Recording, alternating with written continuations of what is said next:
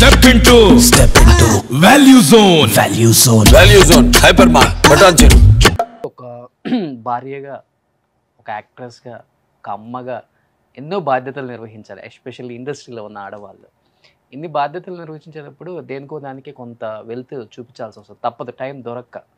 But పిల్లల విషయంలో ఎలా ఉంటుందమ్మా? అంటే పిల్లల్ని మీరు ఎక్కువ పెంచారా, లేకపోతే అమ్మ ఎక్కువ పెంచారా? అమ్మ ఎక్కువ పెంచేవాళ్ళు. ఎందుకంటే మిస్ అయ్యేవాళ్ళం కదా. అప్పుడు ఒక రోజుకు 3 షూటింగ్, 4 షూటింగ్, 5 షూటింగ్ వెళ్ళేదాన్ని. మార్నింగ్ ఎప్పుడో 6కి బయలుదేరితే నెక్స్ట్ డే మార్నింగ్ 6కి వెళ్ళి స్నానం చేసి నేను వెళ్ళేటప్పుడు వాళ్ళు పడుకుని ఉంటారు.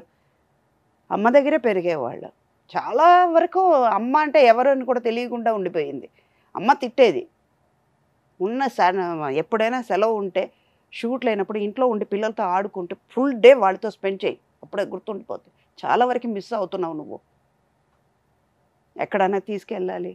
ఇప్పుడు వాళ్ళకి ఈక్వల్గా నేను కింద దిగాలి. ఇప్పుడు వాళ్ళు మెట్లు దిగుతున్నారంటే వాళ్ళతో చేయబట్టుకుని నేను దిగితే కదా తెలిసేది నాకు. అందుకే పిల్లలతో కూడా, నా కూతురుతో ఇప్పుడు నేను అంత ఫ్రెండ్లీగా ఉండడానికి కారణం మా అమ్మ నాకు నేర్పించింది. మీ ఇద్దరు బాగా ఫ్రెండ్లీగా ఉంటారు. చాలా. ఎంతవరకు వెళ్తాం అంటే 2 వీలర్లో వెళ్తాం.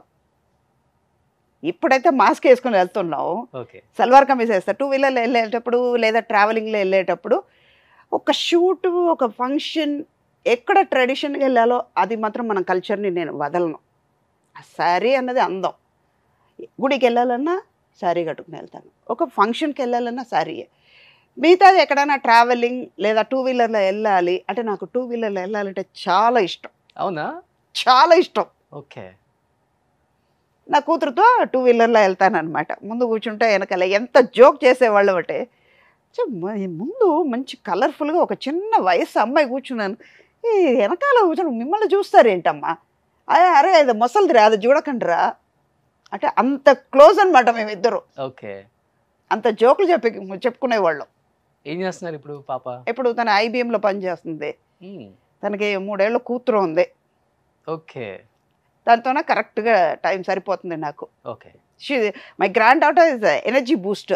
ఇప్పుడు మా నాన్నగారు ఉన్నంత వరకు నన్ను అమ్మ అనే పిలిచేవాడు.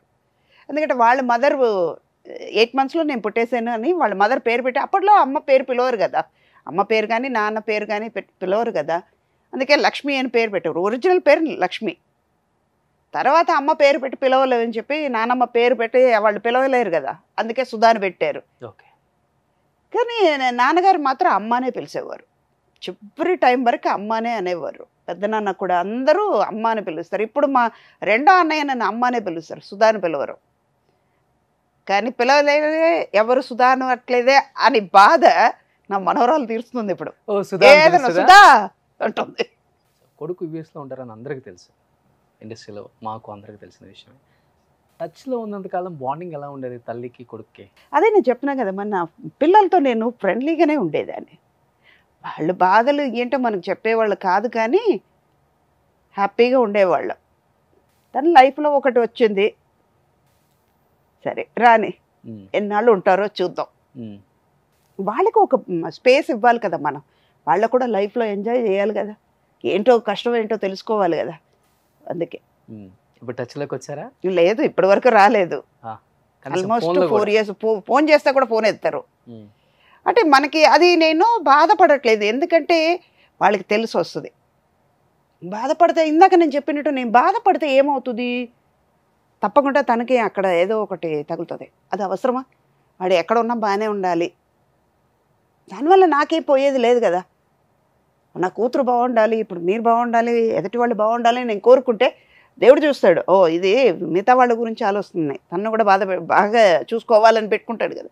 అందుకే ఎక్కడ ఉన్నా హ్యాపీగా ఉండని. కోడలు టచ్లో ఉంటారా? ఫారెన్ అమ్మాయా? ఫారిన్ అమ్మాయి, కోడలు ఉండని, ఎక్కడ ఉన్నా సంతోషంగా ఉంటే చాలు కదా, చాలు. కొన్ని రోజులు ఉంటుంది అది కాపు.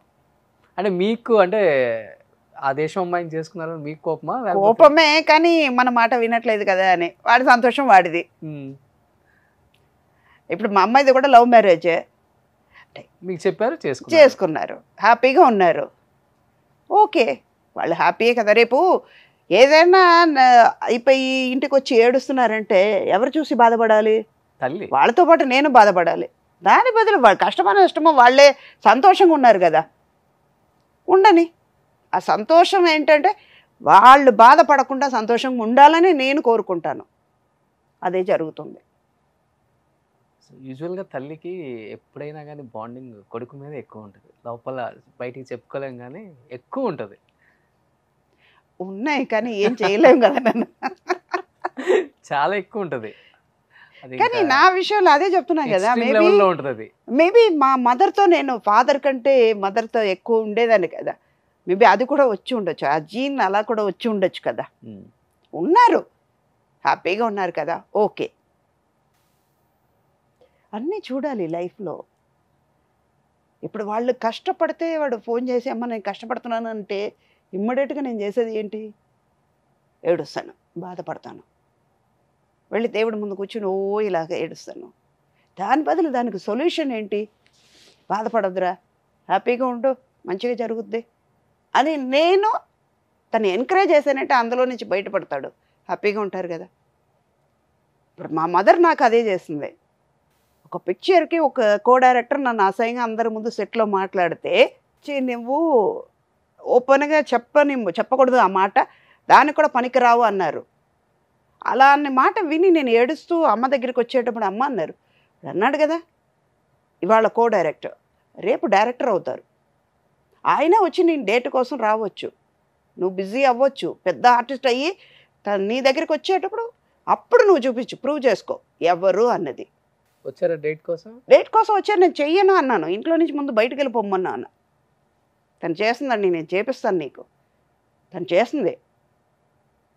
తర్వాత 18 days ఆ పిక్చర్ వర్క్ చేశాను నేను. ప్రతిరోజు ఆయన గిల్టీగా ఫీల్ అయ్యాడు. లాస్ట్ డే ఇంటికి వచ్చిన తర్వాత షూట్ అయ్యి ఇంటికి వచ్చేసాను, ఒక ప్యాకప్ అయ్యి 7కి ఎప్పుడో ఇంటికి వచ్చిన తర్వాత 8:30కి ఆయన వస్తున్నారు. అమ్మ డిన్నర్ టైంకి టేబుల్ మీద కూర్చుని ఉంటే ఆయన వచ్చి కూర్చున్నారు. ఏంటమ్మా ఆయన వచ్చారు ఎందుకంటే, ఇలా నీతో సారీ చెప్పడానికి వచ్చారు. నేను మర్చిపోయానండి అవన్నీ, అదంతా సారీ చెప్పాలంటే మా మదర్కి చెప్పండి, నేను చెప్పాలి సారీ ఆవిడకి, నేను చెయ్యను అంటే లేదు లేదు నువ్వు చెయ్యి, నువ్వు ఎవరో ప్రూవ్ చేసుకో, ఆయన మాట కాదు తప్పు మీరు ఆ మాట. ఆ సినిమా సూపర్ డూపర్ హిట్ అయింది కదా. హిట్ అయిందంటే ఒక 75 days ఆడింది. వీరపాండి కోట్టయ్యలే అని డాన్స్ మాస్టర్ రామ్జీ ఉన్నారు కదా, తమిళ్లో ఒక మాస్టర్ ఉండేవారు, గ్రూప్ డాన్సర్గా ఉండి రామ్జీ అని సోలో సాంగ్స్ అన్ని చాలా చేసేవారు. ఆయన హీరో. దేవన్ గారు నా పక్కన, చాలా పెద్ద ఆర్టిస్ట్ అందరూ చేసాం. పి వాసు దగ్గర కో డైరెక్టర్గా ఉండేవారు చంద్రనాథ్ అని. అంటే తర్వాత తెలిసింది ఇది కూడా జరుగుద్ది లైఫ్లో, అన్నీ స్పోర్టివ్గా తీసుకుని వాళ్ళు నన్ను వేలు చూపించారే అని నేను కూడా చేస్తే వాళ్ళకి నాకు తేడా ఉండదుగా, వాళ్ళకి నాకు డిఫరెన్స్ ఏంటి? అదే డైరెక్టర్ బ్యాడ్ పొజిషన్కి వచ్చిన తర్వాత చెన్నైలో నేను ఒక తమిళ షూట్కి వెళ్ళినప్పుడు చాలా పీక్లో ఉన్నాను నేను. ఆల్మోస్ట్ ఇప్పుడు ఒక 10 years ముందు జరిగింది, ఇది 10-12 years ముందు జరిగింది. కానీ మర్చిపోకూడదు ఏది లైఫ్లో, రేపు మనకు కూడా అది జరగవచ్చు. అందుకే నేను ఏది మర్చిపోను. ఆయన వెళ్తూ ఉంటే షూట్కి వెళ్తున్నాను, కారులో వెళ్తుంటే ఆయన నడుచుకుని వెళ్తున్నారు, నాకు బాధేసింది. ఎలా ఉండేవారు ఆయన, కారు ఆపమని చెప్పేసి పక్కకి వెళ్ళి సార్ రండి నేను దింపేసి వెళ్తాను. ఎవరమ్మా అన్నారు. నేను ఆర్టిస్ట్ సుధా అండి, మీతో కూడా వర్క్ చేశాను అంటే, ఓ సారీ అండి అంటే ఆయన ఏదో ఒక డిప్రెషన్లో ఉండి అన్నీ పోగొట్టుకున్నారు పాపం. ఎంత పీక్లో ఉండే వాళ్ళకి ఏమైనా జరగవచ్చు, అదంతా మనం ఎక్స్పీరియన్స్గా తీసుకోవాలి అన్నది. అందుకే మన కళ్ళ ముందు ఇవన్నీ జరుగుతున్నాయి, ఇవన్నీ ఒక లెసన్ మనకి. టైంలో ఎందుకో తెలియదమ్మా, ఆర్టిస్టులు అంత వైభోగం చూస్తారు, అంత సంపాదిస్తారు, కోట్లు సంపాదిస్తారు, చివరి రోజుల్లో ఎందుకో ఉండటానికి ఇల్లు ఉండదు, తినడానికి తిండికి కూడా ఇబ్బంది పడతారు, ఫైనాన్షియల్గా వాళ్ళు చనిపోతే కార్యక్రమాలకు కూడా కుటుంబం రాని పరిస్థితులను చూసాం మనం. అది కారణం ఏంటంటే అప్పట్లో ఏమి తెలిసేది కాదు. ఇలాగ ఇల్లు కొనుక్కోవాలి, కారు కొనుక్కోవాలి, ఫిక్స్డ్ డిపాజిట్లో కొన్ని డబ్బు మన కోసం ఉంచుకోవాలి, తెలిసిన వాళ్ళే మోసం ఎక్కువ చేస్తారు. ఫ్యామిలీ తెలీదు అప్పట్లో. మన ఫ్యామిలీ, మన బ్రదర్స్, మన సిస్టర్, మన కుటుంబం, వీళ్ళకి చెయ్యాలి అని ఆ రిలేషన్షిప్ బాండింగ్ ఎక్కువ ఉండేది. రాత్రి భోజనం మనం తినలేము కదా, అర్థం కాలేదు. అది నలుగురు కావాలి. ఇక్కడ కాంపౌండ్స్ వచ్చేసాయి, అడుగు పెట్టాలన్నా పర్మిషన్, మాట అన్నాలన్నా భయం వేస్తుంది. ఏం మాట్లాడతారో వాళ్ళు, దానివల్ల మనం ఏం అనాలి, మనం బాధపడాల్సింది వస్తుందో అని. అందుకే నవ్వుతూ వెళ్ళిపోతే ఏమవ్వదుగా.